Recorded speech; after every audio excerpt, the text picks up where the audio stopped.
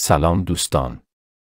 در این آموزش نحوه باز کردن برنامه یوتیوب اندروید بدون هیچ نوع VPN و پراکسی را یاد می‌گیرید. اگر از این آموزش لذت بردید، لایک و سابسکرایب فراموش نشود.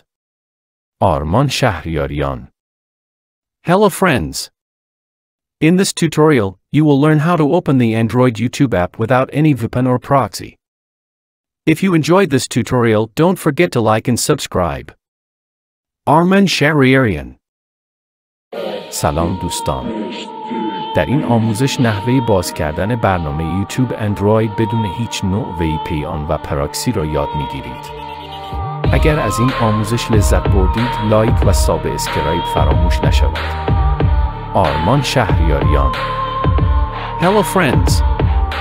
In this tutorial, you will learn how to open the Android YouTube app without any VPN or proxy. If you enjoyed this tutorial, don't forget to like and subscribe. Arman Shahriarian. سلام دوستان. در این آموزش نحوه باز کردن برنامه یوتیوب اندروید بدون هیچ نوع VPN و پراکسی را یاد می‌گیرید. اگر از این آموزش لذت بردید، لایک و سابسکرایب فراموش نشود. آرمان شهریاریان. Hello friends. In this tutorial, you will learn how to open the Android YouTube app without any VPN or proxy.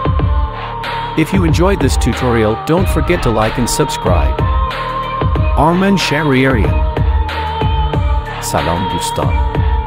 در این آموزش نحوه باز کردن برنامه یوتیوب اندروید بدون هیچ نوع VPN و پراکسی را یاد می‌گیرید. اگر از این آموزش لذت بردید، لایک و سابسکرایب فراموش نشود. آرمان شهریاریان. Hello friends.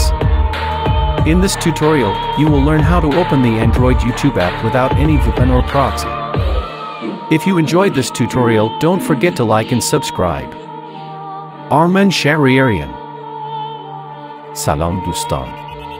در این آموزش نحوه باز کردن برنامه یوتیوب اندروید بدون هیچ نوع VPN و پراکسی را یاد می‌گیرید. اگر از این آموزش لذت بردید، لایک و سابسکرایب فراموش نشود. آرمان شهریاریان. Hello friends. In this tutorial, you will learn how to open the Android YouTube app without any VPN or proxy. If you enjoyed this tutorial, don't forget to like and subscribe. Arman Shahriarian. سلام دوستان. در این آموزش نحوه باز کردن برنامه یوتیوب اندروید بدون هیچ نوع VPN و پراکسی را یاد می‌گیرید. اگر از این آموزش لذت بردید